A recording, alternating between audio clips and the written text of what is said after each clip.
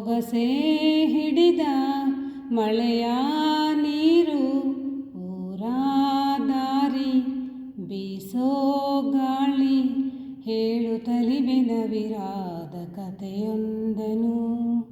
ನೂರಾರು ಹೆಸರಿರದ ಸವಿ ಭಾವನೆಗಳ ಹೆಸರಾಂತ ಸಂಕಲನ ಪ್ರೀತಿಯ, ಎಂದೋ ಬರೆದ ಕವಿತೆ ಸಾಲು.